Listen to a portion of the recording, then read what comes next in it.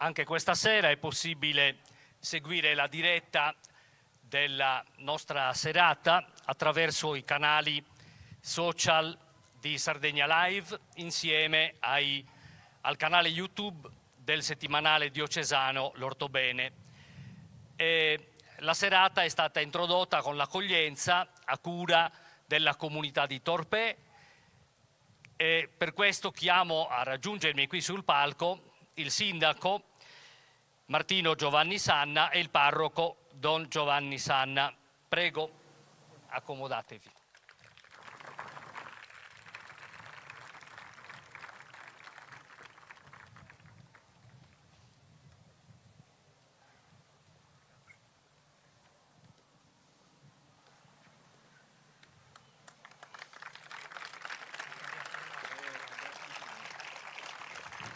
Venite qua ragazzi che ci fate da cornice.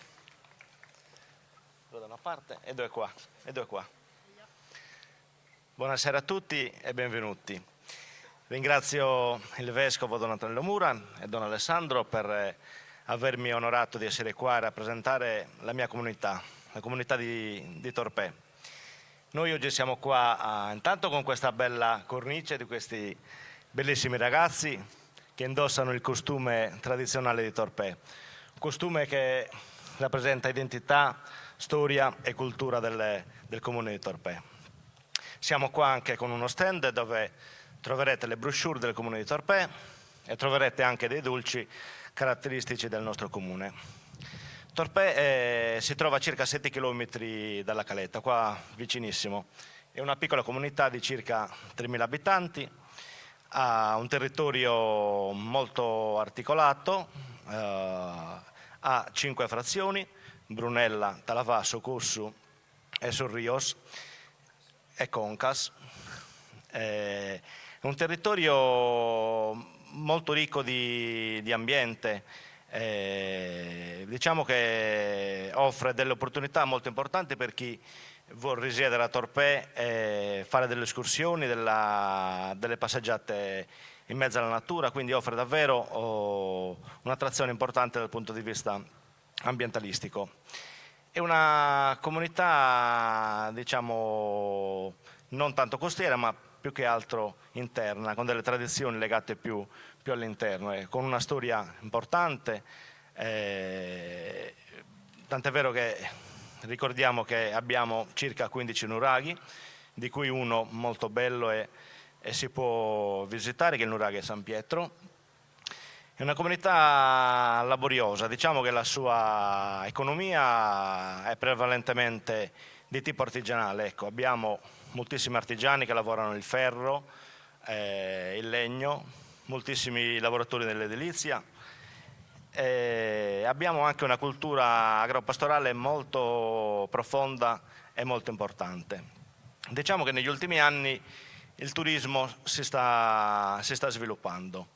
Torpè ha veramente una cultura dell'accoglienza e dell'ospitalità e credo che sia un elemento fondamentale davvero per l'accoglienza turistica, perché se si vuole fare il turismo io credo che l'aspetto principale sia veramente l'accoglienza e il rispetto dell'ospite, non solamente inteso dal punto di vista economico, ma proprio nella figura dell'ospite e di quello che arriva in un territorio e vuol conoscere non solamente il posto ma anche le persone.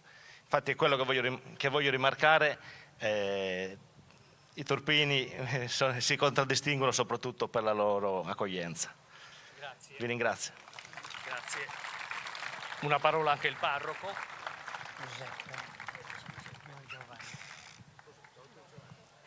Buonasera a tutti. Sono Don Giuseppe Sanna, parroco di Torpè. La mia comunità è composta dal paese centrale più Concas, quindi circa 2.300 abitanti. La festa principale è quella della patrona, la Madonna degli Angeli, che è iniziata la festa nel 1584. La comunità ha tante feste che legano il paese, non solamente dal punto di vista spirituale, ma anche dal punto di vista umano. L'umanità di cui parlava il signor Sindaco è quell'umanità che serve per fare festa. Festa significa anche accoglienza, accoglienza durante la festa, durante il tempo in cui incontriamo le persone. Incontrare significa anche saper mettere a suo agio anche le persone. La seconda festa importantissima è la festa di Sant'Antonio sul Vogo, che si svolge all'inizio di gennaio.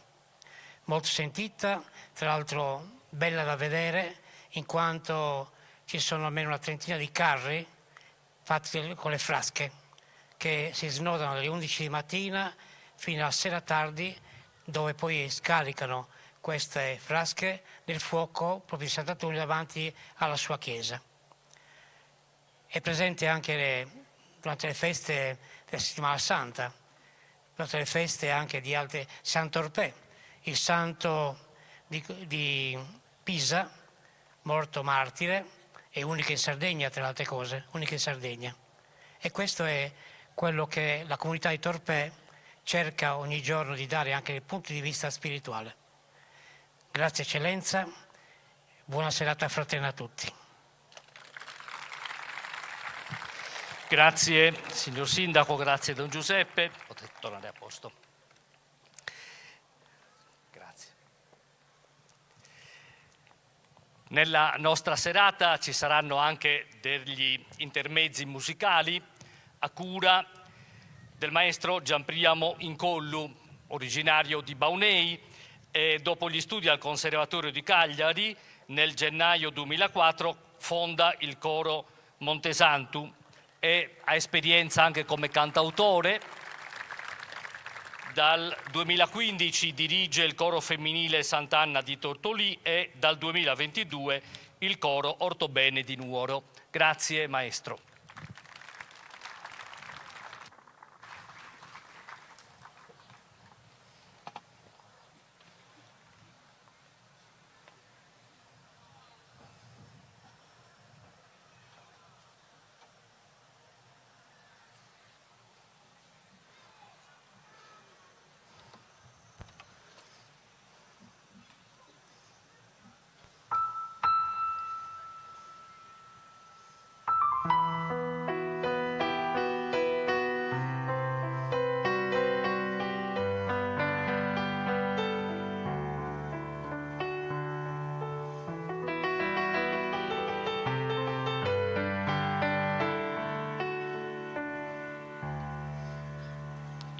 Volano gli uccelli, volano nello spazio tra le nuvole, con le regole assegnate, questa parte di universo al nostro sistema solare.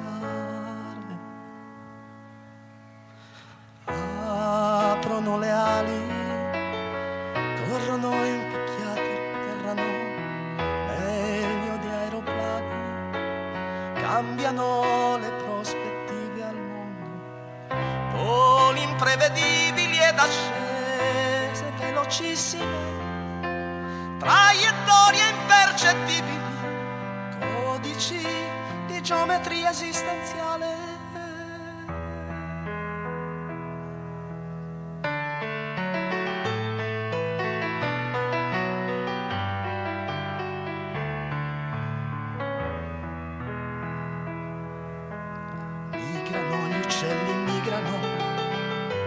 Cambio di stagione, giochi di aperture alari che nascondono segreti nel nostro sistema solare.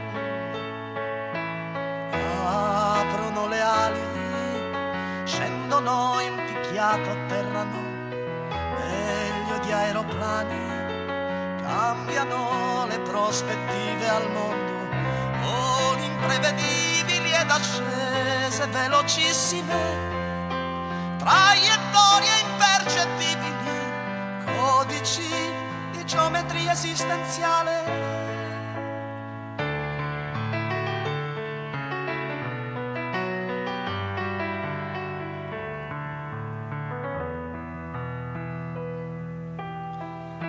quando gli uccelli volano nello spazio tra le nuvole, giochi di aperture alari che nascondono segreti nel nostro sistema solare.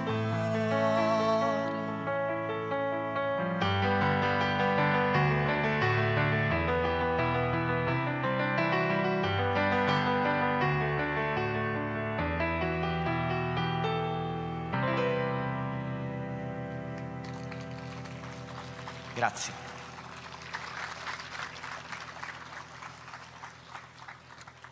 Grazie maestro.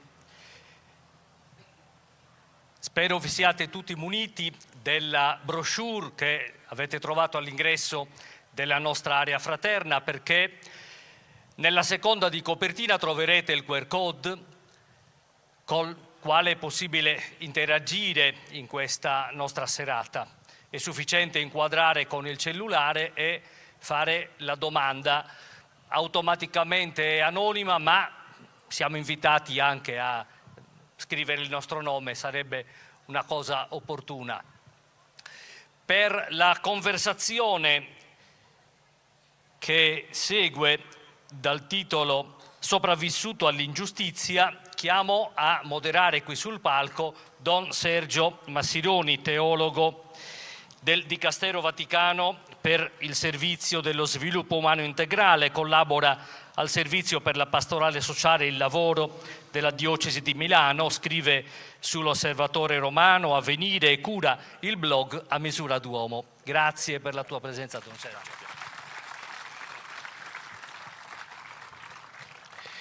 Buona serata a tutti, è per me una gioia, un onore essere qui. Ringrazio il Vescovo Antonello per avermi invitato e voi per la vostra partecipazione. Questa sera ci dedicheremo a un tema che possiamo dire anche subito in positivo. Credo che la parola che ricorrerà di più non è ingiustizia, che pure è una parola che questa sera ci darà da pensare, ma in positivo la parola giustizia.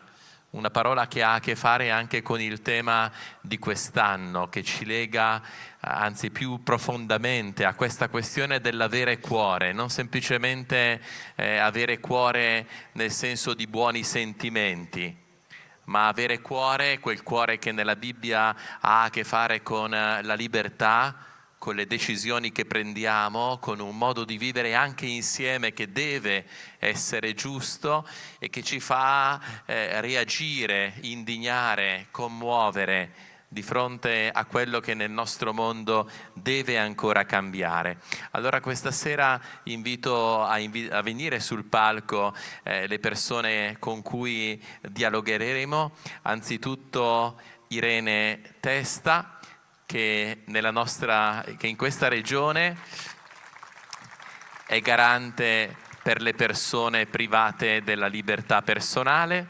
Grazie di essere qui.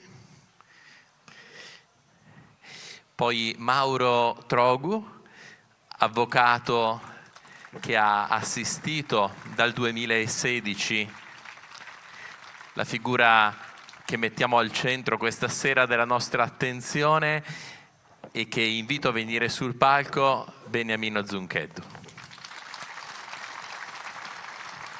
La sua storia ci aiuterà a entrare nel cuore di questa serata in un tema che è e diventerà, spero attraverso questa conversazione, più concreto e più caro a ciascuno di noi. Inizierei proprio da Beniamino perché mi sembra giusto dare la parola a lui in questa prima estate di libertà dopo 33 anni di carcere. Questo 33 ricorda a chiunque appartenga alla cultura cristiana gli anni della vita di Cristo, ma questo 33 anni è un numero davvero impressionante di estati, di stagioni vissute senza poter apprezzare quello che questa sera viviamo. Allora chiederei a Beniamino per cominciare qual è la tua sensazione questa sera nell'essere qui con noi e che ricordi ti vengono se devi pensare a questi 33 anni che hai alle spalle? Prima di tutto buonasera a tutti.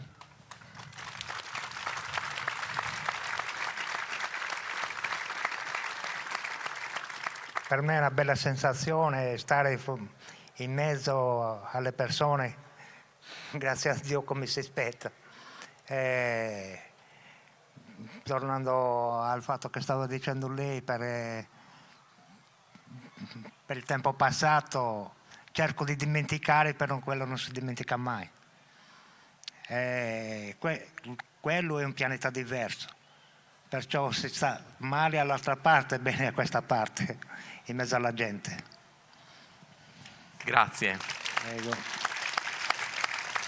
Forse quello che impressiona di più e su cui ci soffermeremo questa sera, anche non soltanto ma anzitutto ricostruendo qualche passaggio della sua storia, è che questi 33 anni sono trascorsi nella detenzione, in carcere, appunto ingiustamente, con un riconoscimento che è arrivato tardi, tardissimo, di un come sono andate le cose che per troppo tempo è stato negato. Ecco, forse subito mi viene allora da farti un'altra domanda. Come si fa? Come hai vissuto questi anni in carcere sapendo di essere innocenti? Come si sopravvive all'ingiustizia? È un po' difficile spiegarlo. Però io pensavo sempre alla libertà perché non avevo commesso nessun reato e pensavo un giorno o l'altro dovrei uscire da questo posto. E la mente era fuori e il corpo era dentro. E così trascorrevo le giornate, giorno dopo giorno. Grazie, questo ci aiuta davvero forse anche a capire qualcosa di più dell'essere umano, che nonostante le condanne, addirittura quando sentiamo quella espressione, quella parola che nella vita può essere legata a tante esperienze, definitivo, per sempre, non c'è più niente da fare, da aspettare, evidentemente è possibile non smettere di aspettare, non smettere di credere. Sì, io pensavo sempre alla libertà perché uno quando non fa niente perché deve essere ingiustamente chiuso in una cella senza aver fatto nulla? Non è giusto, quelle sono ingiustizie. E io pensavo sempre un giorno o l'altro la verità dovrà uscire fuori. Bene, grazie per questa anche testimonianza di fiducia nella verità e nella giustizia nel senso più profondo. A volte la giustizia si fa conoscere anzitutto così: non è giusto. Questa espressione che in qualche modo ci distingue o dovrebbe distinguerci come esseri umani, che sono capaci di mettersi nei panni altrui o di interpretare la situazione in cui si trovano e di provare indignazione. Questa indignazione, questa capacità di dire non è giusto, muove tutta una serie di altri passi, e credo che sia molto importante che questa sera diventi una riflessione di comunità, perché molto spesso di questi temi di giustizia si fa fatica a parlare senza trovarsi in una polarizzazione di opinioni e senza parole gridate. Per cui che noi ripartiamo questa sera da questa possibilità di dire non è giusto, da questa consapevolezza che la ricerca della giustizia e della verità sono indistruttibili in noi, e fare diventare questa una questione collettiva, di comunità, di chiesa e di paese civile, credo che sia molto importante. Su questo chiederei all'avvocato di Beniamino, brevemente per concludere questa primissima parte del nostro incontro, se può aiutare tutti noi in qualche modo a ricordare o ad ascoltare per la prima volta, perché forse qualcuno è venuto qui anche mosso dalla curiosità del titolo ma senza conoscere questa storia, se molto brevemente, visti i ritmi che deve tenere la serata, ci aiuti a capire che cosa è successo a Beniamino e non solo a lui ma di conseguenza al nostro paese. Buonasera a tutti, grazie alla diocesi e alla parrocchia che ci ospita, al comune, è una serata veramente importante per noi, siete tantissimi e quindi è una bella occasione per raccontare quello che è successo a Beniamino. Cerco di sintetizzare al massimo. L'8 gennaio del 1991 alle 18:30 era ormai calato il buio della sera, in un ovile sui monti a nord di Cagliari, nel comune di Sinai, vengono uccise 3 persone e una quarta rimane gravemente ferita. Questo sopravvissuto, all'indomani, quando viene ritrovato, racconterà di aver visto una persona sparare con un fucile, prima all'indirizzo di uno dei 3 deceduti, gli altri 2 erano già stati uccisi, e poi contro di sé. Però quest'uomo sopravvive ai colpi di fucile che vengono indirizzati nei suoi confronti e appunto racconta di non poter dire granché di ciò che aveva visto, perché la scena si sarebbe svolta al buio e l'aggressore avrebbe portato sul volto un collant da donna e quindi non era in grado di indicarne i lineamenti. Viene interrogato una volta dai carabinieri e offre questa versione, altre 2 volte dalla Polizia di Stato e offre questa versione, ancora un paio di settimane dopo ancora dalla Polizia di Stato e offre questa versione. 50 giorni dopo cambia le proprie dichiarazioni, dice di aver mentito per paura e che in realtà l'aggressore non aveva nessun collant sul volto, che in realtà il buio non era poi tanto buio, ma aveva a disposizione luce sufficiente per vedere e memorizzare i lineamenti dell'aggressore, e si dice pronto a riconoscerlo. Gli vengono esibite delle fotografie, la prima delle quali raffigura Beniamino e indica proprio in quella prima fotografia l'effigie di colui che avrebbe ucciso quelle 3 persone e ferito lui. 2 giorni dopo Beniamino viene fermato, portato in questura prima e nel carcere di Buoncamino poi, e da lì non uscirà più fino al 25 novembre del 2023. Il processo inizia pochi mesi dopo, nel mese di ottobre del 91, e si conclude in 30 giorni. Nel novembre del 91 c'è la sentenza di primo grado, una condanna all'ergastolo. Il testimone viene creduto nella seconda versione. La prima si ritiene effettivamente menzognera in quanto dettata dalla paura. Il giudizio d'appello conferma la sentenza di condanna e la Cassazione nel dicembre del 92 pone la parola fine al processo e Beniamino inizia a scontare il suo fine pena mai. Io lo incontro nel 2016 per la prima volta, alla fine del 2016.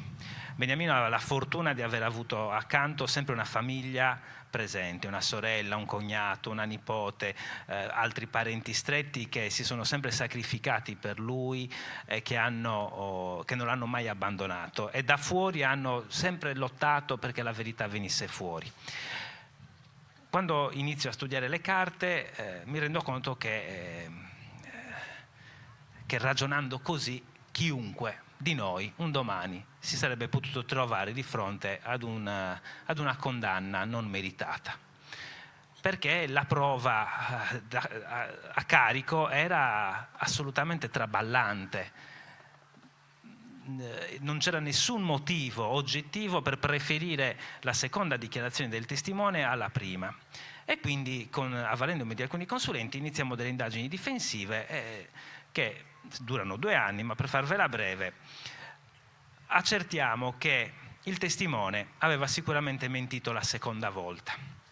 Aveva sicuramente mentito perché abbiamo ricostruito la scena del delitto, l'ovile in cui si consumò la strage per fortuna era rimasto integro, intatto, e ci siamo resi conto che solo la prima versione poteva essere vera, perché a quell'ora, in quelle condizioni di luce, il testimone non poteva vedere assolutamente nessun lineamento, non poteva riconoscere nessun aggressore.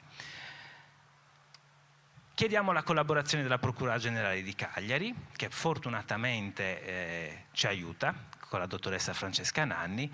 Nasce un nuovo procedimento penale a Cagliari per accertare eventuali corresponsabilità negli omicidi. Nell'ambito di queste indagini il testimone oculare viene chiamato a rendere delle dichiarazioni e conferma le sue accuse nei confronti di Beniamino. Però le domande che gli sono state rivolte sono molto pressanti, molto significative. Lui esce dall'ufficio della procura, sale in macchina, non sa di essere intercettato e si sfoga con la moglie e dice frasi inequivocabili: hanno capito tutto, hanno capito la verità, hanno capito che un poliziotto che aveva curato le indagini in quei 50 giorni, mi aveva fatto vedere la foto di Beniamino prima.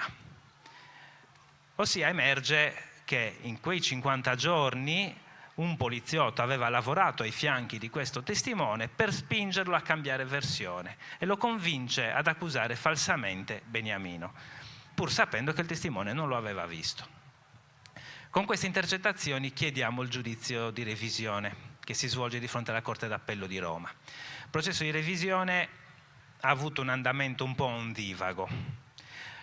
Diciamo che l'afflato dei giudici non sembrava proprio volto a scarcerare Beniamino. Beniamino viene lasciato in carcere per altri 3 anni, nonostante le ripetute richieste di scarcerazione, e il processo ha un andamento lento, tentennante. Le perizie volte a far trascrivere le intercettazioni vengono affidate inizialmente a un perito non altamente qualificato, successivamente il cambio di perito non viene concesso subito, i miei consulenti non vengono creduti, insomma un processo molto difficile. A un certo punto Beniamino ha un crollo psicofisico perché vede davanti a sé la prova della sua innocenza e dall'altra parte vede dei giudici che continuano a tenerlo imprigionato.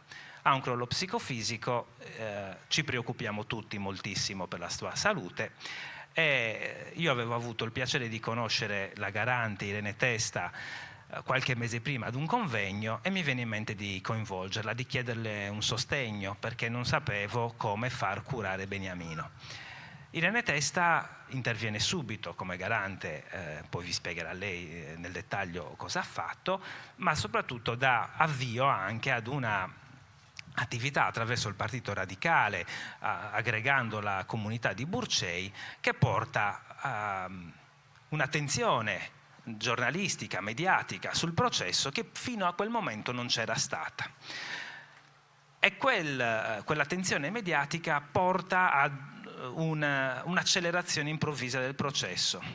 Dal settembre del 2023, quando iniziano i primi sit-in di fronte alla Corte d'Appello di Roma, il processo assume un'accelerazione importante e si arriva alla sentenza conclusiva nel gennaio del 2024. Il testimone chiave nel corso del giudizio di revisione confessa quello che già si capiva dalle intercettazioni, ammette che lui non aveva riconosciuto nessuno, che l'aggressore aveva il collante sul volto e che il poliziotto gli aveva fatto credere di avere in mano delle importanti prove a carico di Beniamino, che poi in realtà nel processo non sono mai comparse, e che lo aveva convinto quindi che fosse giusto accusare Beniamino.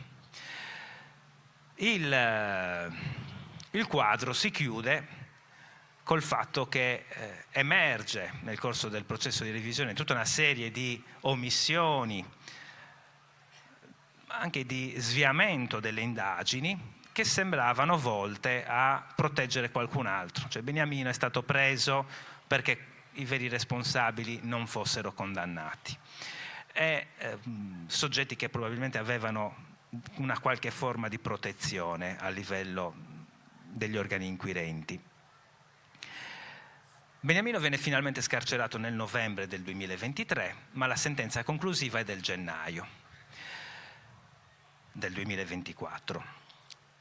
È una sentenza che francamente non soddisfa chi come me, aveva iniziato con l'idea che quella sentenza del 91 andasse cancellata perché era pericolosa per i cittadini, una sentenza del genere, e nel 2024 viene fuori una sentenza che, pur assolvendo Beniamino per non aver commesso il fatto, appare altrettanto pericolosa, perché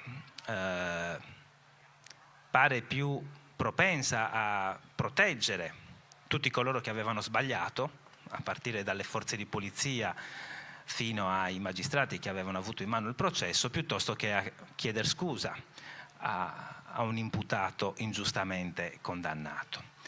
E qui diciamo che finisce questa sintetica ricostruzione di una vicenda in realtà molto complessa, ma che penso si possa spiegare in queste parole. Grazie, grazie davvero. E direi di prenderci un intermezzo musicale per lasciare sedimentare questa testimonianza e questa ricostruzione prima di andare avanti nella conversazione. Grazie, solo 2 parole per introdurre questo brano che ho voluto scrivere dopo che ho conosciuto questa triste vicenda di Beniamino, che per fortuna poi si è risolta per il meglio. Il titolo è Stato distratto.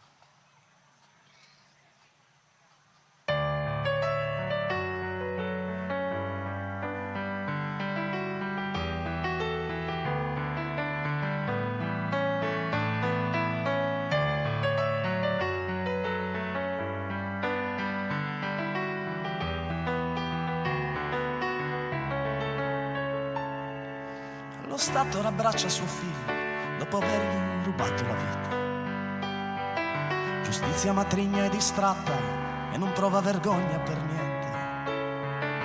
E crede che 30 denari sia una cifra bastante a riparare il male, a far dimenticare quegli anni passati nel buio mentre fuori la luce era accesa. Noti passati a vegliare perché i sogni non erano inclusi in quel trattamento speciale a pensione completa che ti hanno riservato, che ti hanno regalato. Ma adesso corri insieme a noi, ora che sei libero, libero di giocare, libero di sognare. Allora corri insieme a noi, ora che sei libero, libero di parlare, libero di giocare.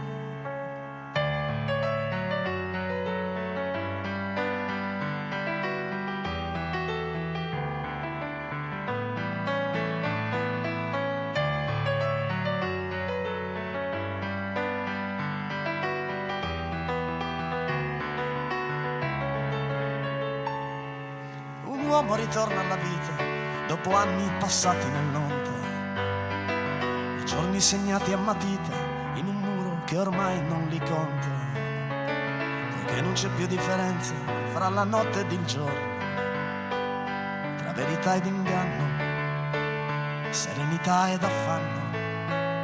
Ma adesso corri insieme a noi, ora che sei libero, libero di giocare, libero di sognare. Ancora corri insieme a noi, ora che sei libero, libero di parlare, libero di giocare. Ancora corri insieme a noi, ora che sei libero, libero di parlare, libero di pensare. Ancora corri insieme a noi, ora che sei libero, libero di pensare, libero di giocare.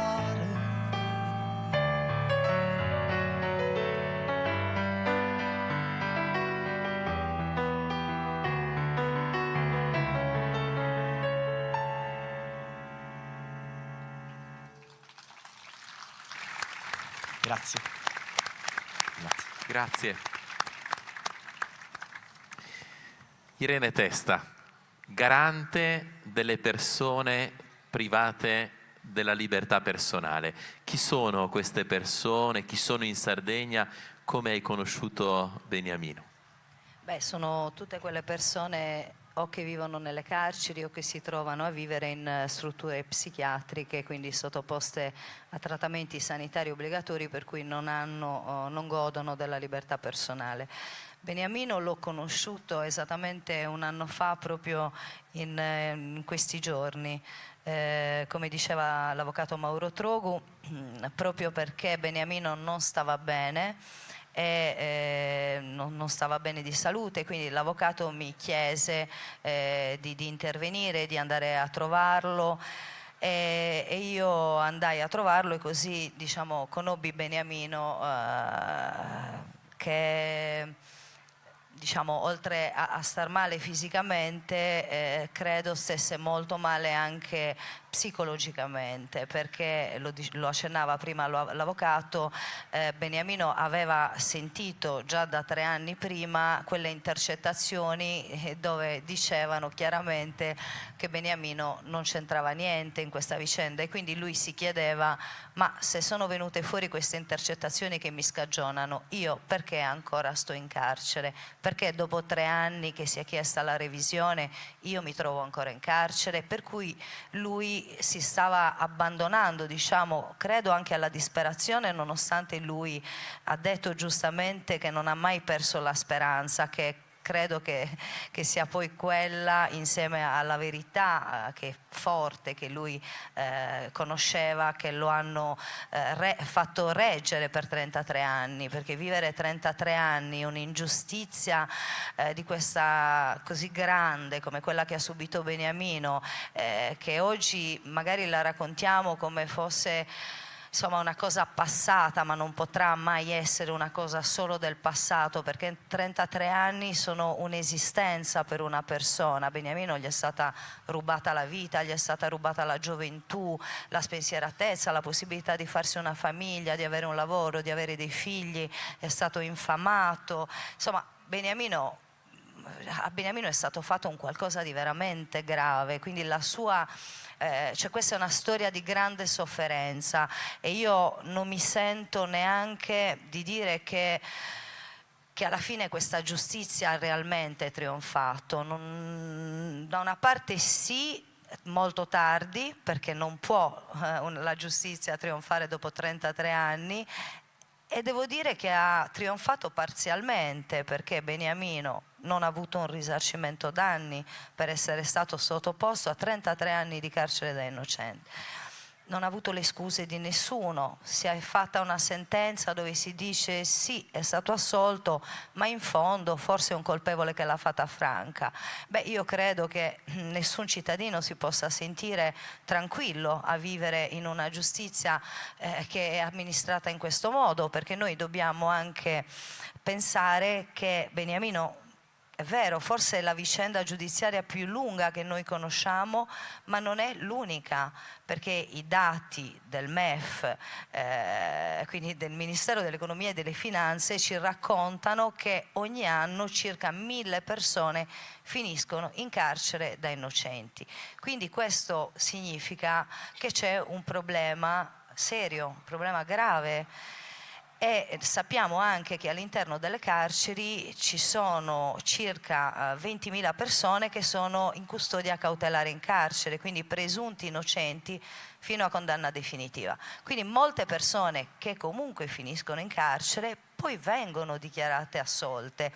Per cui diciamo che io credo che la vicenda di Beniamino, ed era quello che avrei voluto, quello che mi sarei aspettata, ed è forse, diciamo, la delusione più grande di questa vicenda, nonostante il bel lavoro che poi Mauro l'avvocato sta conducendo anche in questi mesi insieme a Beniamino, divulgando il libro, parlandone, eccetera, ma credo che la delusione più grande sia anche proprio quella del fatto che questa vicenda non ha aperto un dibattito sulla giustizia, non ha portato, diciamo, soprattutto la classe politica a una riflessione seria su questi temi, no? Anche a legiferare in questa direzione, perché evidentemente se si arriva anche a questo, significa che ci sono diverse cose nel sistema della giustizia che non funzionano. E allora il sacrificio di quest'uomo doveva valere a qualcosa, e invece noi abbiamo una persona che è stata 33 anni in carcere, che oggi, se non fosse assistita dalla sorella, dalla famiglia, Beniamino starebbe per strada in questo momento, cioè vivrebbe sotto un ponte, perché Beniamino non ha un lavoro, non ha niente, è brutto da dire, però è così. E allora a me uno Stato che mi risarcisce dopo 8 anni, se arriverà questo risarcimento, io glielo auguro con tutto il cuore, perché in questa vicenda, lo aggiungo, oltre alla professionalità di tanti che ci hanno lavorato, credo che alla fine ci sia stato un grande cuore da parte di tanti che volevano che questa verità venisse fuori realmente. Ecco, però io mi chiedo, è possibile che quest'uomo esca dal carcere dopo 33 anni, non solo senza le scuse, ma anche con uno Stato che gli dice arrangiati? Grazie, e credo che questa cosa ci spinga a confrontarci con alcuni temi scomodi e su cui a volte fatichiamo a ragionare serenamente, perché noi viviamo in un contesto in cui i politici sanno che l'opinione pubblica ha più a cuore forse la sicurezza che la giustizia, e noi leghiamo alla nostra sicurezza il fatto che ci siano delle persone che sono private della loro libertà personale. Parlavi di detenuti, parlavi di persone con difficoltà psichiatriche che si ritiene le rendano pericolose, e per certi versi noi, come ogni società, è come se tirassimo un sospiro di sollievo a pensare che qualcuno non c'è più, e vorremmo proprio quasi che scomparisse, che non ci fosse più per sempre. Quindi questa sera abbiamo una storia che mette un po' in discussione questo, perché minaccia quasi la nostra sicurezza. È accaduto a Beniamino, ma potrebbe accadere anche a me. E d'altra parte ci costringe un po' a pensare, al di là dell'innocenza, mi spingo a dire, di che cos'è un carcere oggi. A che cosa dovrebbe servire e a che cosa serve, che cosa avviene, che cosa possiamo pensare come società di un ambiente in cui sappiamo cresce in numero impressionante, proprio in questi mesi il numero di suicidi, c'è un problema di sovraffollamento, c'è chi risponde dicendo dovremmo costruire più carceri, e però ci sono delle domande su quello che all'interno di un carcere deve avvenire, sul senso per cui ad alcune persone si toglie per una parte della loro vita la libertà personale, come coniugare la sicurezza con tutto quello che invece, proprio perché la giustizia sia più larga, sia più piena, dovrebbe venire in un carcere. Ci dai uno squarcio su questo mondo che non vediamo e a volte non vorremmo vedere? Allora, si potrebbe coniugare semplicemente applicando ciò che la Costituzione ci indica, e cioè che la pena deve tendere alla rieducazione, mentre invece purtroppo la pena all'interno di un carcere tutto fa tranne che tendere alla rieducazione del condannato, perché oggi, come dicevi tu, per una questione di sicurezza si tende a vedere e a utilizzare il carcere come un contenitore dove nascondere al proprio interno tutto ciò che nella società o in qualche modo non è gestibile, o in qualche modo dà fastidio, o addirittura il fallimento delle agenzie che sul territorio non riescono a recuperare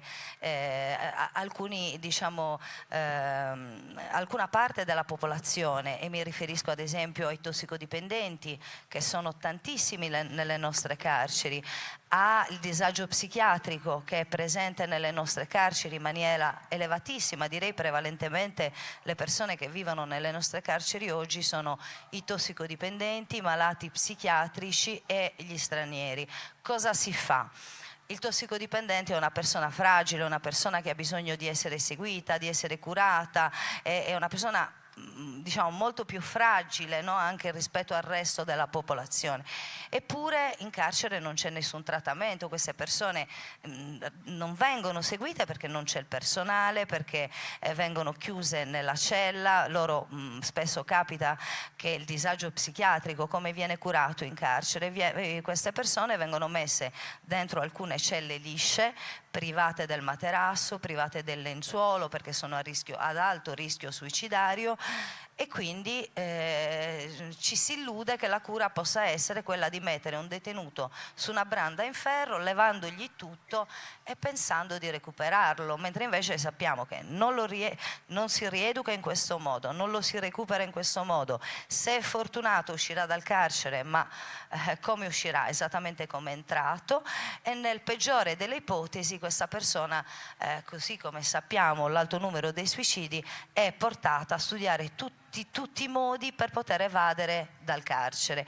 Quindi a cosa serve lasciare il detenuto 24 ore al giorno a guardare il soffitto in branda, costretto all'ozio forzato, perché i detenuti vengono di fatto costretti all'ozio forzato. Io non conosco un detenuto che non chiede di lavorare, eppure il lavoro in carcere non esiste, è pochissimo, sono pochissimi i detenuti che lavorano. Quindi che senso ha mantenere tutte quelle persone in questa condizione? Questo non è utile né alla società, né al detenuto, né anche allo Stato, perché poi gestire le carceri in questo modo costa tanti milioni di euro. Sappiamo che il costo per gestire le nostre carceri è di circa 3 miliardi e mezzo di euro annui per gestire il sistema carcerario. In cambio di che cosa? Di un detenuto che la recidiva sappiamo che è altissima proprio per queste ragioni. Allora si dovrebbe fare un discorso di diverso tipo, i tossicodipendenti dovrebbero essere gestiti, curati nelle comunità terapeutiche, che non significa lasciarli liberi, significa semplicemente recuperarli e ridarli alla società in grado di non nuocere più alla società. Il malato psichiatrico che non capisce neanche che cos'è una sanzione disciplinare, che a volte hanno degli sdoppiamenti di personalità, non ricordano il loro nome, buttano tutto per aria, il cibo nelle celle. Che senso ha lasciarli dentro una cella liscia, privarli di tutto e non curarli? Non è questo quello che ci dicono, tra l'altro, perché non è una questione che non ci sono le leggi giuste, le leggi ci sono anche, ma purtroppo per una serie di ragioni o non vengono applicate, e poi c'è anche che sul carcere si investe poco, ci sono poche risorse, per cui il carcere vive uno stato di abbandono totale, per cui io quando vado nelle sezioni vedo soltanto gente povera, che non hanno vestiti come i migranti, che non hanno neanche un centesimo per chiamare le famiglie, appunto i tossicodipendenti in 3, in 4 dentro una cella. È questo il carcere. Quindi quando noi diciamo sì, la sicurezza è giusto, deve essere garantita, e chi sbaglia è giusto anche che sconti una pena, ma non in queste condizioni. Purtroppo però si parla poco di carcere e poco si fa per migliorarle. Beniamino, in quante carceri sei passato in questi anni? In questi anni 3 carceri. Quali sono stati? Cagliari, Nuoro e Utta. E c'è differenza tra carcere e carcere o è un po' tutto uguale? È tutto uguale, sempre carcere, sempre chiuso, sì, non è che... Certo. E di questa umanità di cui Irene ci parlava, com'era il rapporto con gli altri detenuti? Come ti sei trovato con loro? È stato difficile vivere con loro oppure si è creata una qualche dimensione anche di umanità tra di voi? Sì, no, con me sono andati tutti d'accordo, grazie a Dio sono andati d'accordo sia con i detenuti sia con gli agenti, però stavo troppo male, sempre sopraffollato come diceva Irene, troppo sopraffollato. Io sono stato in camera da 4 persone in 11 persone, con 2 materassi per terra, 2 dormivano per terra. E il bagno c'era la turca, un lavandino, senza dignità, cioè non proprio una cosa. Mi raccontava Beniamino che quando è stato al carcere di Buoncammino lui era costretto a spostare la branda dal muro e a mettere il cartone dietro proprio perché le pareti erano umide L'umidità, e quindi sì. spesso dice Anche il che materasso, sotto il materasso mettevamo del cartone la mattina, era come era inzuppato nell'acqua. Umidità sempre. Grazie. Facciamo un secondo intermezzo musicale per rielaborare questo che abbiamo ascoltato.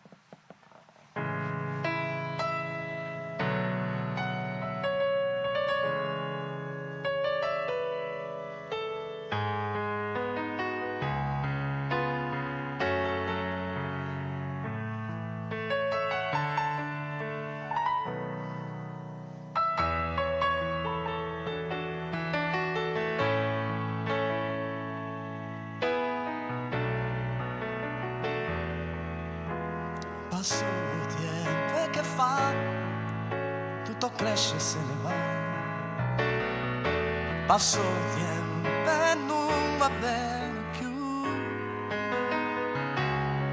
Voglio sole e m'asciugare. Voglio un'ora, fammi a ricordare. No, no, no, no, no, no. L'alleria che in un momento devo scordare, ha bisogno dell'alleria. Quanto hai sofferto sape solo Dio, e sai a voglia Luca che non c'ha zicca niente tu, non gli va solamente da. All'aria se ne va.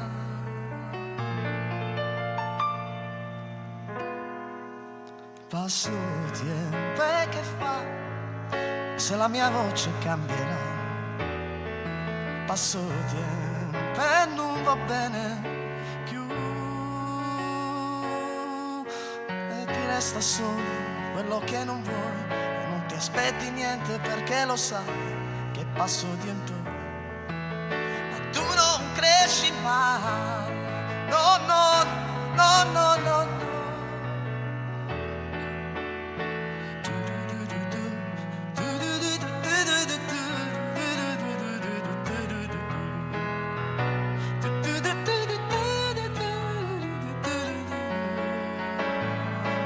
Sai a voler Luca che non c'ha zicca niente tu, voleva solamente da.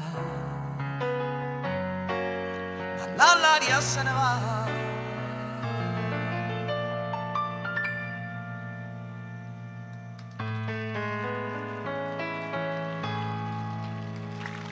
Grazie.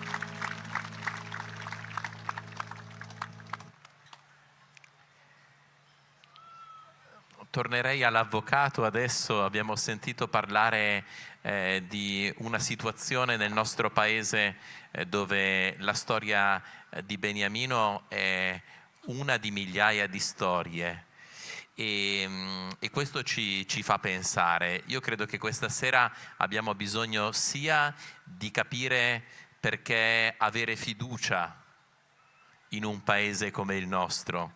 Beniamino è libero, è qui.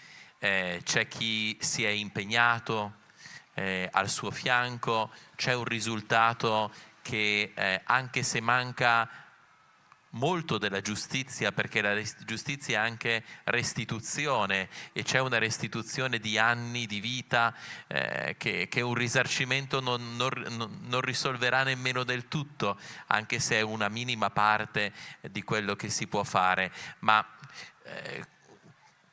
qualcosa che funziona dobbiamo riconoscerlo, della positività di contributi. Credo che sia importante questa sera riconoscere anche l'origine e allo stesso tempo c'è qualche cosa su cui dobbiamo questa sera risvegliare l'attenzione, avere più consapevolezza per essere in molti a chiedere un cambiamento in ciò che possiamo vedere migliorare ancora. Allora, dalla tua angolatura, che questa storia forse ha anche approfondito, che cosa ha funzionato e che cosa non funziona ancora?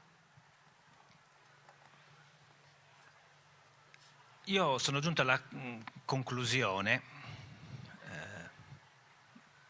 temporanea, perché sicuramente tra qualche anno magari avrò un'idea diversa, ma oggi sono giunto alla conclusione che la differenza la facciano le persone. È una cosa molto semplice, però se tu incontri dei magistrati che hanno voglia di fare il loro lavoro secondo quanto la Costituzione e la legge pretende da loro, che poi è quello che tutti i cittadini si aspettano, attenzione, non è nulla di eroico, nulla di straordinario, è quello che ciascun cittadino si aspetta veder fare a un carabiniere, a un pubblico ministero o a un giudice. Le cose possono funzionare. Se tu trovi dei giornalisti che si mettono a fare informazione in maniera oggettiva, asettica, raccontando i fatti senza spettacolarizzare più di tanto, allora l'opinione pubblica si può interessare in maniera positiva e può venire a conoscenza di cose positive. Se i partiti si interessano della questione giustizia, come ha fatto il Partito Radicale, allora una vicenda anche singola può diventare lo specchio di una realtà molto più vasta. Se invece, e allora di fronte alla speranza di incontrare persone così, ci possiamo un pochino tranquillizzare e dire sì, se sono fortunato e incontrerò persone del genere, la mia vicenda processuale si concluderà nel modo giusto.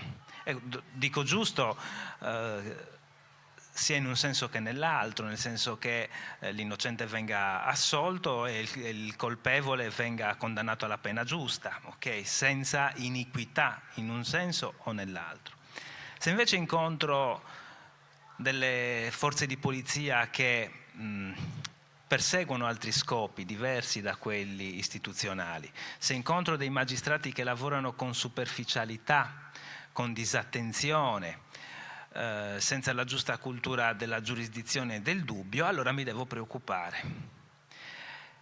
Quindi la mia considerazione è che brave persone possono portare a dei buoni risultati. Incontrare delle persone che non fanno bene il proprio mestiere invece può portare a dei risultati molto pericolosi. Ed è brutto dirlo, ma alla fin fine siamo affidati un po' alla fortuna. Io penso che questa proporzione tra il ruolo che deve rivestire la fortuna e ciò che deve rivestire invece l'ordinario possa cambiare soltanto se cambia la cultura complessiva del paese.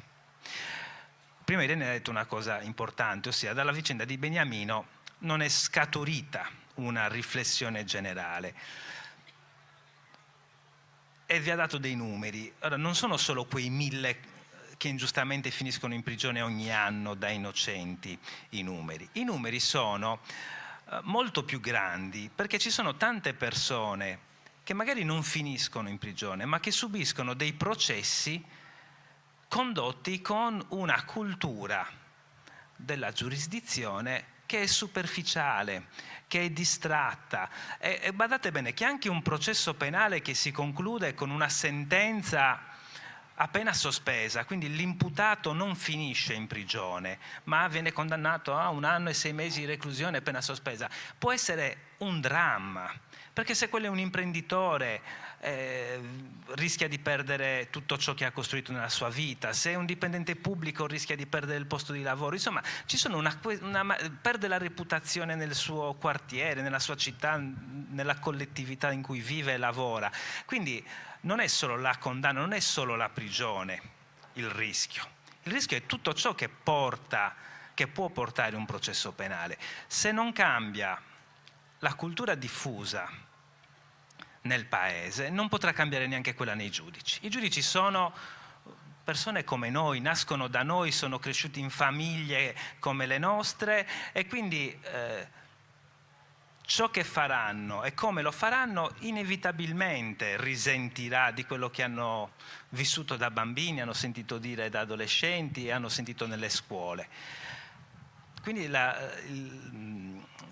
il cambio deve essere proprio radicale, nel senso che deve affondare nelle radici della società.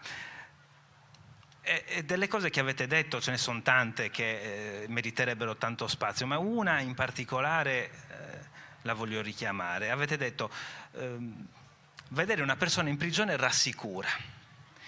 Bene, è un concetto molto vecchio. Già Hobbes nel Leviatano scriveva: assomiglia molto di più alla giustizia una sentenza di condanna che non di assoluzione, a prescindere che il condannato sia o non sia colpevole.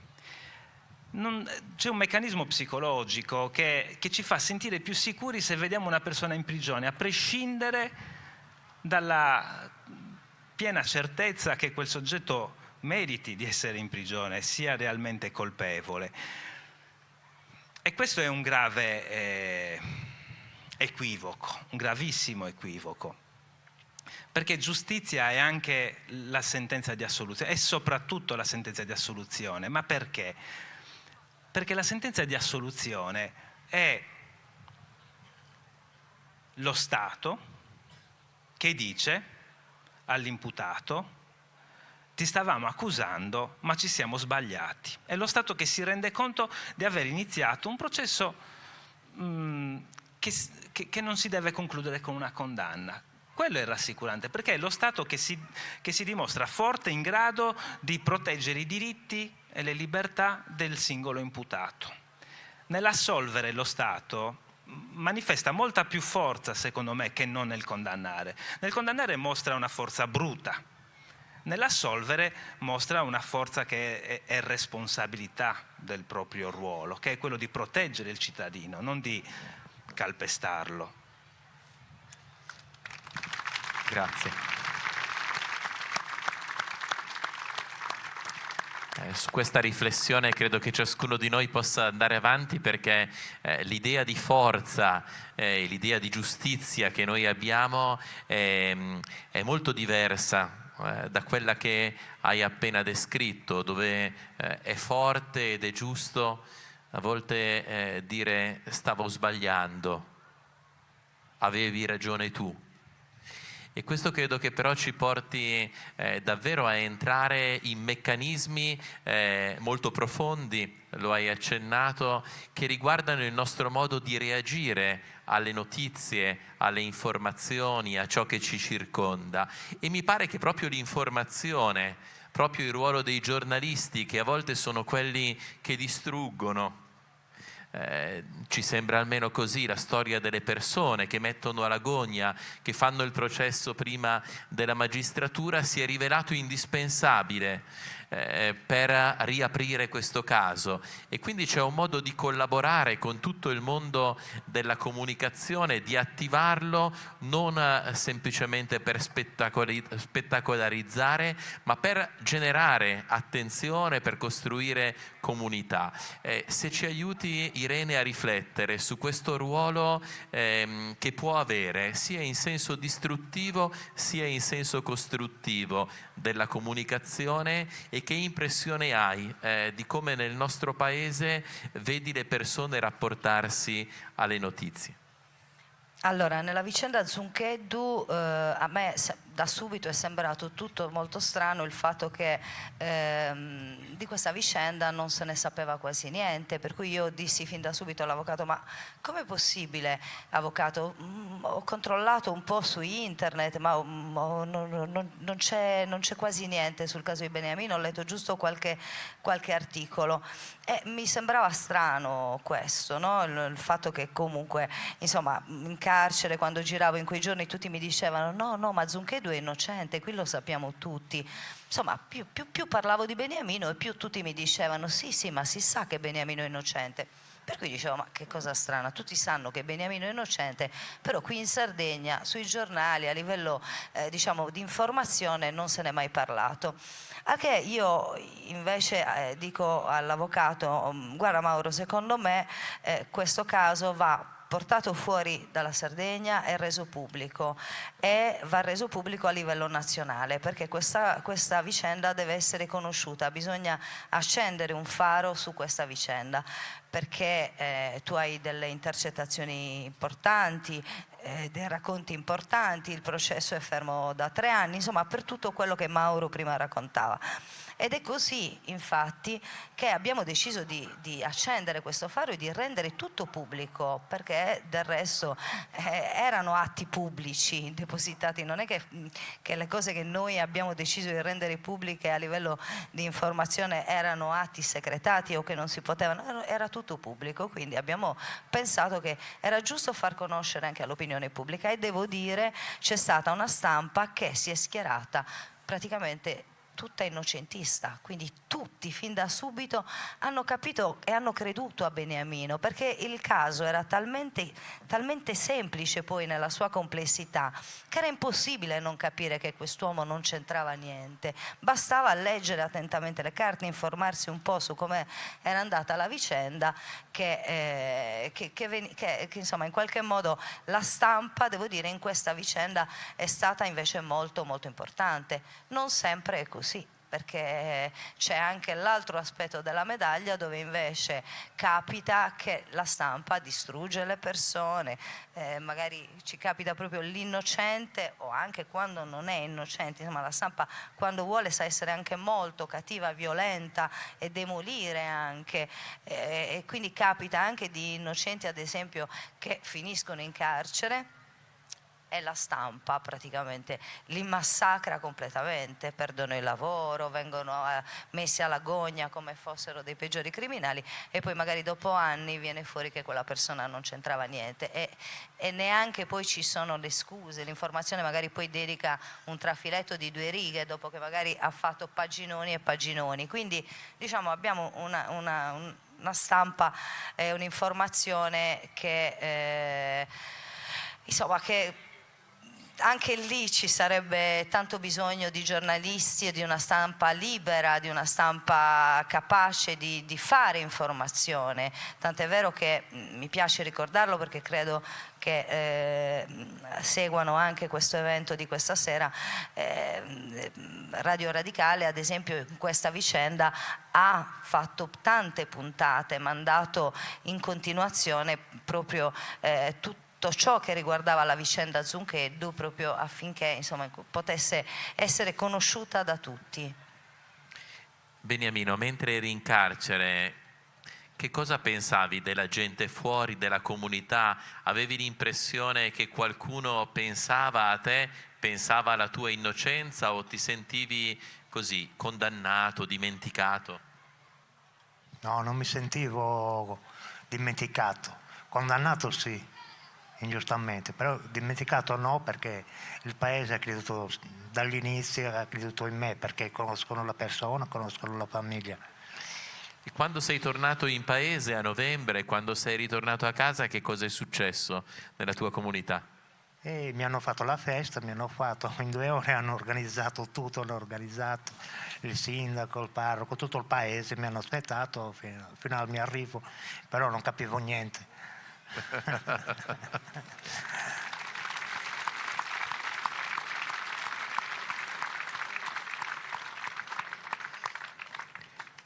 Facciamo un intermezzo musicale ancora prima di un ultimo scambio di battute fra noi.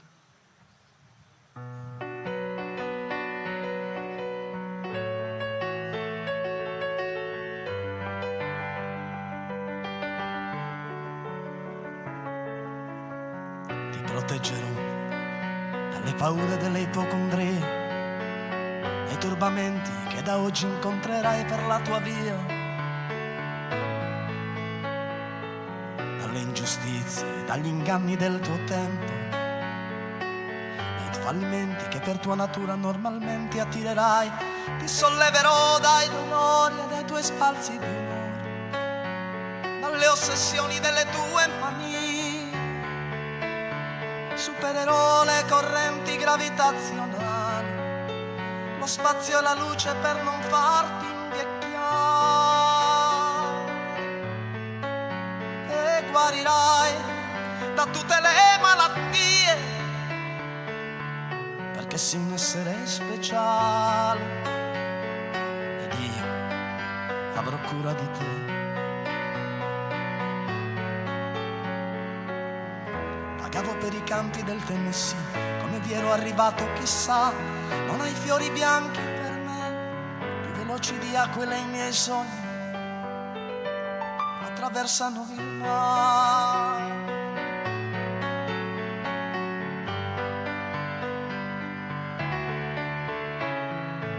Ti porterò soprattutto il silenzio e la pazienza, percorreremo assieme le vie che portano all'essenza. I profumi d'amore inebrieranno i nostri corpi, la bonaccia d'agosto calmerà i nostri sensi, tesserò i tuoi capelli come trame di un canto, conosco le leggi del mondo e te ne farò dono, supererò le correnti gravitazionali, lo spazio e la luce per non farti invecchiare, ti salverò da ogni malinconia,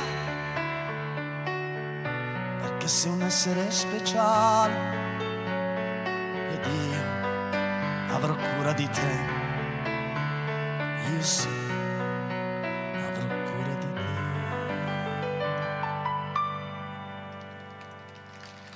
Grazie.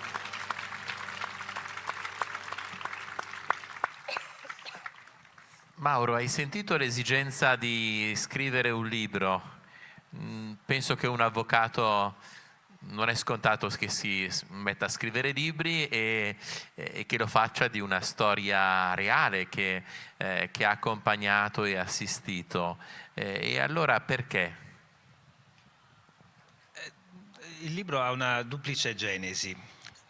Inizialmente ho iniziato a scrivere in un file Word del computer che avevo intitolato Memorie, quello che stavo vivendo nel momento peggiore del processo di revisione. Cioè, c'è stato un momento del processo di revisione in cui sembrava veramente che, nonostante la chiarezza delle prove dell'innocenza di Beniamino, non lo si volesse assolvere e soprattutto non lo si volesse scarcerare. E lì ho iniziato ad essere molto complottista, non lo nego. E ho iniziato anche ad avere un po' di timori. E quindi ho iniziato a scrivere, perché non si sa mai che cosa possa capitare, intanto quello che sto vivendo io lo sto lasciando nero su bianco. Poi per fortuna, come vi ho detto prima, il processo ha preso un'altra piega e ho smesso di scriverlo, anche perché l'incedere delle udienze non mi dava tempo di fare memoria e raccontare il tutto. Quando il processo è finito, diverse persone mi hanno detto: questa storia va raccontata, prova a scriverla, a finire il racconto. E allora lì il motivo è un po' quello che ci siamo già detti prima. Il libro non è solo la cronaca di quello che è successo, sì, è romanzato, abbiamo cercato di renderlo fruibile ai più, quindi non è un libro tecnico, racconta la storia di persone che hanno svolto il loro lavoro. Però l'idea che oggi ho è che spero che quel libro trasmetta da un lato l'impressione che davvero, se le cose funzionano male, ciascuno di noi potrebbe trovarsi dalla parte di Beniamino un giorno, al posto di Beniamino. E secondo, ci sono delle riflessioni che riguardano quegli aspetti che dicevo prima, ossia sono delle regolette molto semplici che se ognuno di noi metabolizzasse forse aiuterebbero a far funzionare un po' meglio il sistema giudiziario, a partire dalla cultura del dubbio. Nel dubbio tu devi assolvere, non puoi condannare innanzitutto.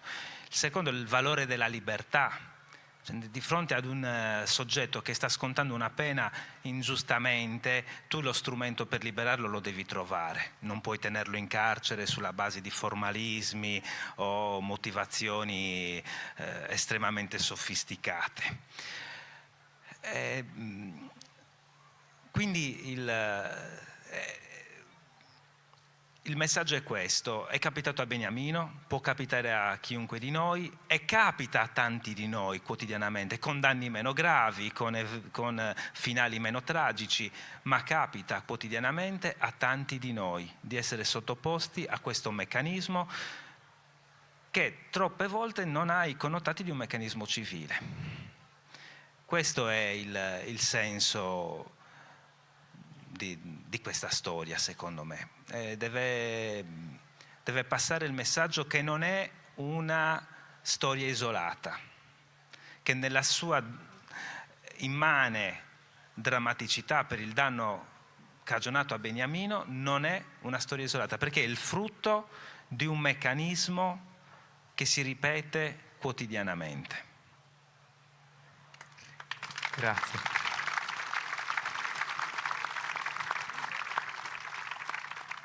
Beniamino, raccontare le storie è da sempre importante. Il tuo avvocato ha scritto un libro con un titolo forte, Sono innocente, questo libro lo trovate tra l'altro qui nei gazebo, e ha raccontato la tua storia. Tu quanto hai voglia di raccontarla ancora e quanto hai voglia invece di lasciartela alle spalle? Ho proprio voglia di lasciarla alle spalle, di dimenticare. Questo lo crediamo anche perché la vita che hai davanti ha bisogno di essere vissuta. Però è difficile dimenticare. Ed è, anche se doloroso, un regalo importante che fai al nostro paese nel diffondere questa consapevolezza e fare diventare questi anni qualche cosa di non sprecato. Esatto. Sì, almeno così crediamo, insomma, e ti ringraziamo di essere qui.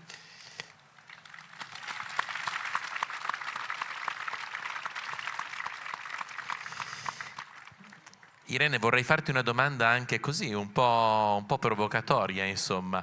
Ti ha invitato qui il Vescovo, la Pastorale del Turismo questa sera, hai ricordato l'impegno del Partito Radicale che su tante convinzioni nella storia del nostro Paese forse ancora oggi è lontano da ciò che la Chiesa Cattolica insegna, ma che sul tema della giustizia si è trovato da lungo tempo a fare un lavoro insieme con i cattolici. Che cosa pensi che la Chiesa rappresenti, debba fare in questo Paese perché sulla giustizia si cresca come comunità? Che cosa hai visto di buono? Che cosa senti? Così di fronte al Vescovo, di fronte anche ai cattolici che sono qui, di chiedere loro a partire da questa lunga storia. Ricordavamo prima da Giovanni Paolo II nel 2000 il suo sbilanciamento sulla questione delle carceri. Abbiamo nel 2025 un nuovo giubileo sulla speranza, tra l'altro tema fortissimo e connesso a quello di questa sera. Ecco, come vedi questo rapporto tra laici, anche mi verrebbe da dire ultra laici, e cattolici, e visioni del mondo diverse, insomma, nel nostro Paese attorno a questi temi chiave?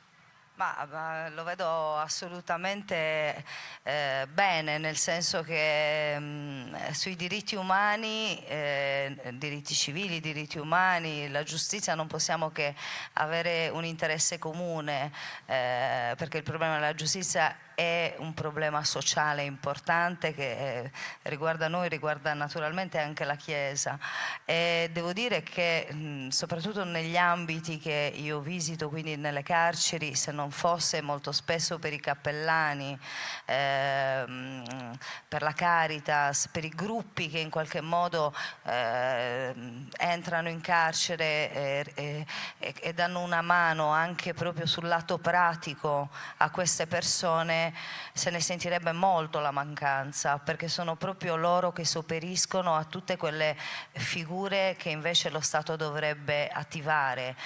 Spesso sono loro che riescono a portare i vestiti, a dare dei piccoli fondi a disposizione dei detenuti che non hanno soldi, quindi da questo punto di vista è assolutamente importantissimo, per cui io non posso che vederla come una cosa importante, così come è importante, quindi così la vedo.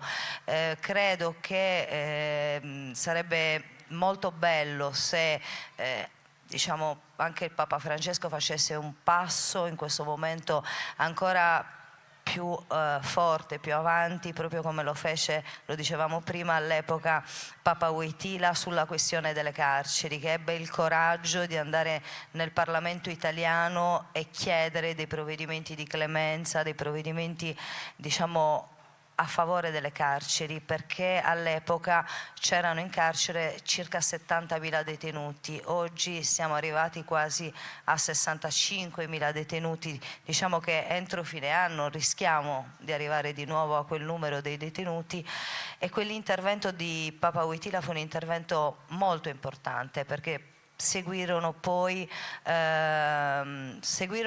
dei provvedimenti, magari non, come dire, non si è mai fatta realmente una riforma a 360 gradi così come occorrerebbe fare, perché noi non possiamo separare il tema della giustizia da quello delle carceri, perché le carceri sono un appendice di un sistema giustizia che non funziona, di un sistema della giustizia malato, per cui ciò che il nostro legislatore dovrebbe fare è intervenire sul sistema della giustizia e sulle carceri.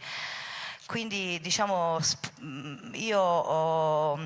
anche se poi non è la Chiesa che deve dettare la linea politica, la Chiesa non dovrebbe neanche intervenire con la politica, ma sicuramente sarebbe importante, visto che ci avviciniamo anche al Giubileo, se ci fosse anche da parte del Vaticano, del Papa, insomma una presa di posizione importante, perché adesso è davvero necessaria, perché noi ci troviamo in un momento di grande emergenza umanitaria per quanto riguarda le carceri. Grazie. Beniamino, prima di chiamare il Vescovo qui sul palco con noi, ti faccio una domanda così, un po' delicata, però che riguarda proprio quest'ultima dimensione che abbiamo toccato. E ti chiederei se in carcere è più facile perdere la fede o averla? Averla. In carcere, cioè, il tempo ce l'hai, perciò preghi. Quando hai un po' di tempo libero ti metti, preghi, poi pensi ad altro, pensi a fuori, pensi alle famiglie. Che bella questa autenticità, grazie. Grazie. Monsignor Antonello Mura, Vescovo di Lanusei e di Nuoro, che ringraziamo anche per questa possibilità di riflettere insieme lungo tutta l'estate che dà alle due diocesi, ai residenti, ai turisti, attraverso appunto la pastorale del turismo.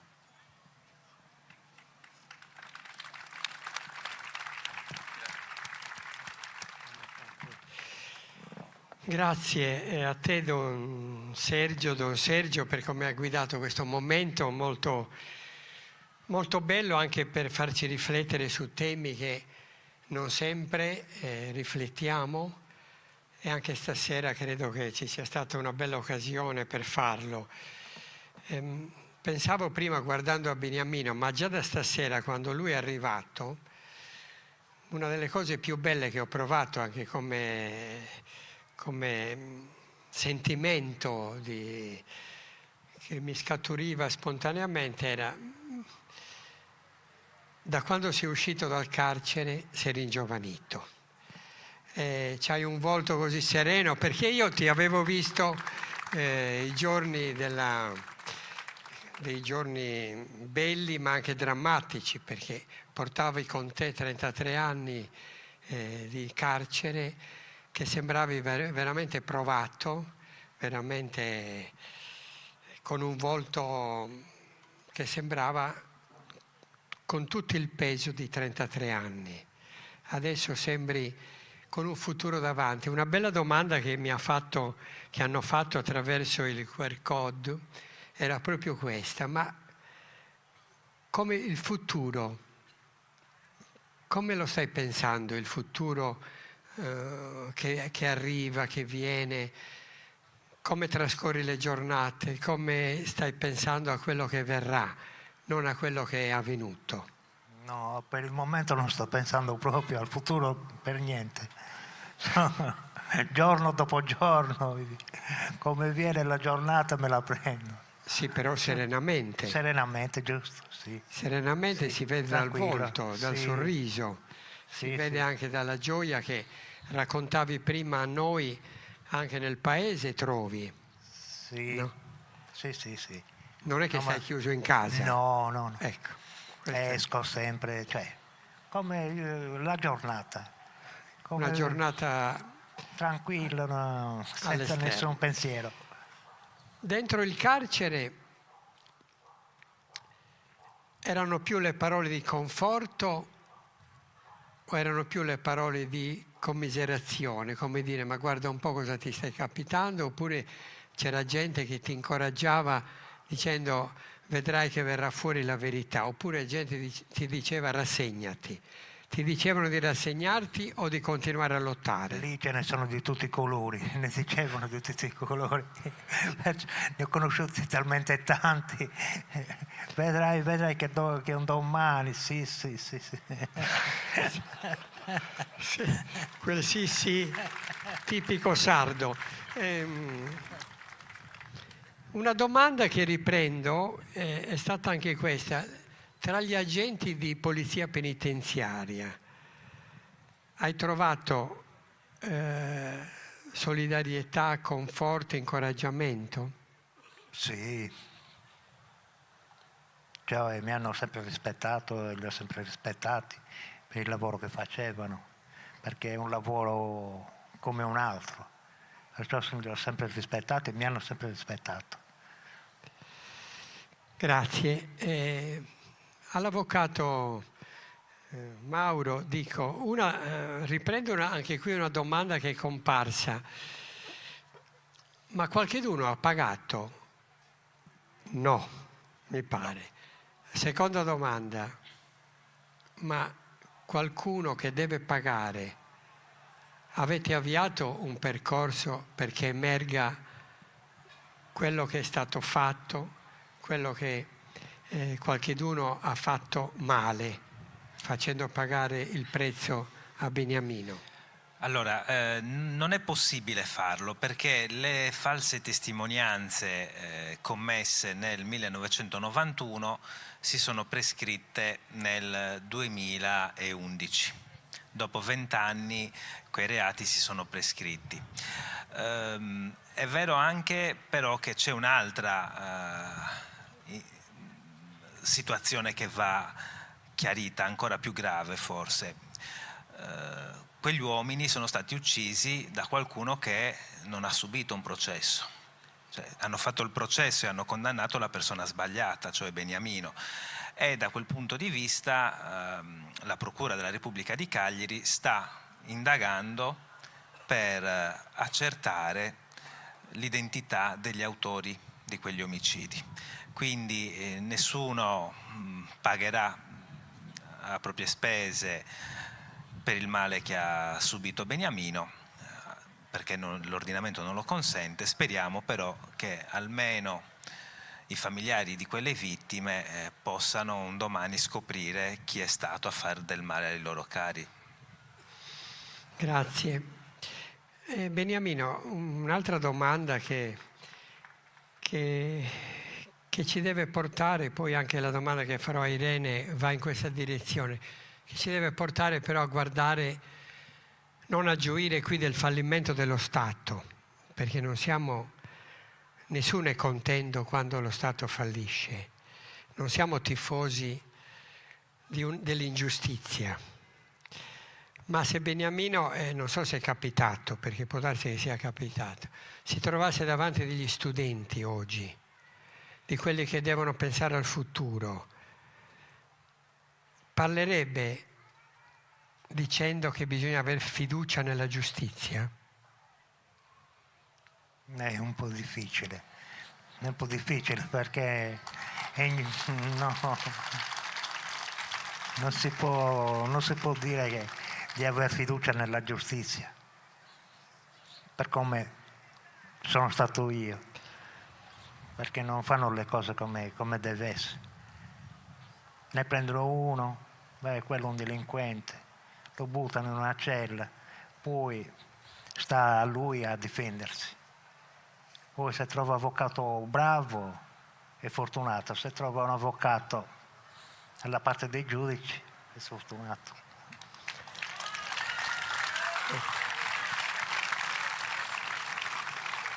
No, prima che parli l'avvocato, sì, capisco che l'applauso spontaneo è venuto, però è anche giusto che i nostri ragazzi credano nelle istituzioni, perché e noi ci crediamo, al di là del caso personale, che certo è drammatico e non può passare inosservato. Nessuno di noi può fare il tifo perché è un'istituzione che è messa nella società, perché la giustizia ha bisogno, anche quella umana, ha bisogno di persone che ci credono, ed è qui che prima l'avvocato diceva anche sono le persone che fanno le istituzioni.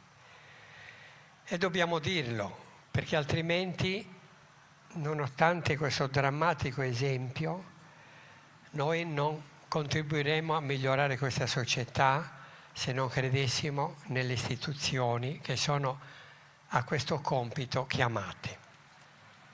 Volevo dire una cosa, Beniamino qualche mese fa è stato ospite di una scuola superiore ad Oristano e gli è stato chiesto alla fine di questo incontro cosa dici agli studenti, manda un messaggio a questi ragazzi che oggi ti hanno ascoltato, e lui ha detto due cose molto semplici. Avete visto come è molto diretto nelle sue risposte Beniamino. Primo, cercate di capirvi, e secondo, cercate di perdonarvi. Se uno di voi sbaglia, non dategli addosso, cercate di capire perché ha sbagliato e poi perdonatevi. Io penso che se gli uomini della giustizia, che lavorano in ambito della giustizia, ragionassero in questo modo, certo il perdono non va riconosciuto sempre, ovviamente i giudici sono messi là anche per condannare i colpevoli, ma il messaggio cercate di capirvi, prima si è parlato di immedesimazione, ecco, è il primo passo molto semplice per esercitare bene le funzioni della giustizia e per poter consentire a noi di avere più fiducia negli uomini che esercitano la giustizia, perché noi siamo tranquillizzati se di fronte a noi c'è un giudice che è pronto a volerci capire, a tentare di capirci e a spiegarsi il perché di certi atti. Grazie. Nel nostro percorso di quest'anno, che aveva come tema avere cuore, che ci sta qui alle spalle ben visibile, noi abbiamo pensato a questa storia, ma non in senso negativo, perché qui c'è gente, un avvocato, un garante, uno detenuto per 33 anni che ha creduto che alla fine la verità trionfasse, e abbiamo bisogno di queste persone. E qui la mia domanda è per Irene, perché credo che il servizio di garante di tutte le persone private della libertà sia molto importante. Lo vedo anche nelle nostre carceri. La diocesi di Nuoro e di Lanusei hanno 3 carceri, tutte diverse, tutte anche con problemi diversificati, però io vedo che quando si va tra i detenuti, si va nelle sezioni o anche si celebra una messa e poi si dialoga, tutti hanno bisogno di una parola giusta, di un incoraggiamento e di uno sguardo sul futuro, tutti, perché nessuno si rassegni. Ecco, incontrando i detenuti, perché a lei si rivolgono persone, prima ne citava qualche esempio, che hanno bisogno anche solo di di poche cose ma essenziale, perché lì il poco diventa enorme, è molto. Coglie questo desiderio. Una domanda molto interessante qua era, ma perché c'è stato qualche magistrato come Gherardo Colombo che dice, ma noi in una società giusta, bella, capace di autopromuoversi, le carceri non dovrebbero esserci. E come prima ci lamentavamo di un percorso sbagliato, giustamente, però qualche volta siamo pronti molto di più a dire quello deve essere punito, deve essere condannato. E lei ha citato prima a tavola un esempio di come i giudizi, per esempio sui social, talvolta sono incredibilmente dannosi, di una società che non sa riconoscersi sempre capace di cambiare e migliorarsi. Ecco, cosa coglie in tutto questo? Ma allora, intanto sulla questione messaggio positivo, fiducia nella giustizia, mi sento anche di dire che se non fosse stato per la procuratrice Nanni questo processo non si sarebbe mai riaperto, quindi ci sono magistrati su cui ancora possiamo avere fiducia, giudici su cui ancora possiamo avere fiducia, anzi meno male, perché vuol dire che c'è una parte sana che ci fa ben sperare. E quindi sui messaggi positivi, io purtroppo tante volte di fronte a tanta sofferenza che vedo all'interno delle carceri, pur essendo garante ma avendo degli strumenti spuntati, cioè abbiamo pochi strumenti a disposizione, a volte ci rimangono solo i messaggi positivi da dare a queste persone, quindi mi rendo conto che loro hanno molto bisogno di questi messaggi positivi, hanno bisogno di speranza, perché spesso quello che viene a mancare è proprio la speranza per molte di queste persone. Invece credo che dare messaggi positivi e di speranza sia utile, perché poi queste persone comunque possono uscire dal carcere, possono riprendersi in mano la vita, no? La vita non è che finisce con una... Insomma, uno può anche finire in carcere, può avere dei momenti terrificanti nella vita, ma la vita ha più fantasia di noi, diceva qualcuno a me molto caro, e io credo sia realmente così. Può sempre sorprenderci anche in positivo. Grazie. Prima di dare il saluto finale, Gianpriamo, musica e parole per darci il tocco tuo finale, ma vi prego di aspettare prima di concludere.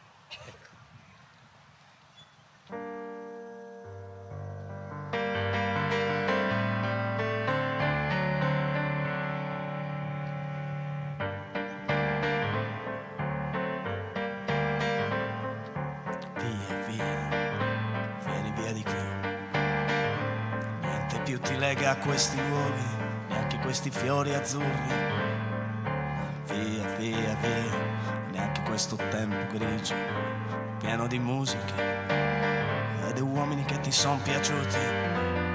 It's wonderful, it's wonderful, it's wonderful, good like my baby. It's wonderful, it's wonderful, it's wonderful, I dream of you.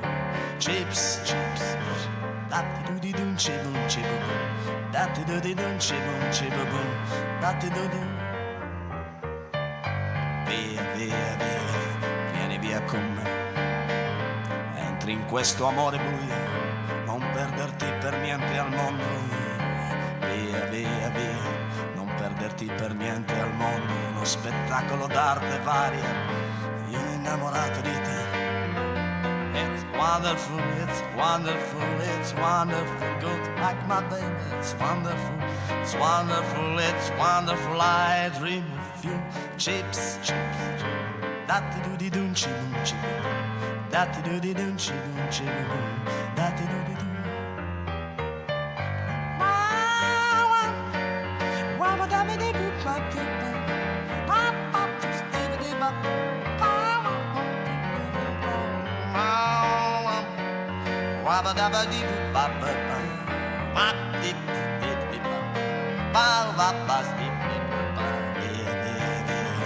Vieni via con me, entra in questo amore buio, pieno di uomini. Via, via, via, entra e fatti un bagno caldo. C'è un accappatoio azzurro, fuori piove un mondo freddo. It's wonderful, it's wonderful, it's wonderful, good, like my baby. It's wonderful, it's wonderful, it's wonderful, I dream of you. Chips, chips, da-di-do-di-dum, chibum, chibum, da-di-do-di-dum, chibum, chibum, da-di-do-di-dum. Grazie tante. Grazie Gianpriamo per questo accompagnamento musicale e anche con cantato che ci hai dato. Concludendo, prima di dare la parola a Don Alessandro per il prossimo appuntamento, un grande abbraccio a Beniamino, davvero noi siamo felici di averti accolto. Contraccambio. La tua storia ci aveva conquistato da lontano, ma stasera è come se l'abbiamo percepita molto vicina, anche con tutte le conseguenze che a volte una storia come la tua comporta drammaticamente. L'incoraggiamento anche a te è davvero per il futuro. Ci ritroveremo in qualche altro posto e con grande gioia. Ecco, oggi abbiamo guardato al passato, ma vogliamo con te guardare al futuro. Grazie, grazie a lei. Davvero, grazie all'avvocato Trogu, anche per la precisione con cui ci ha accompagnato riepilogando la storia, grazie a Irene che ha un compito molto delicato e molto bello però di vicinanza, grazie a Don Sergio per come ha guidato il nostro incontro e si è immerso nella Sardegna come tu ami fare anche in generale. Don Alessandro.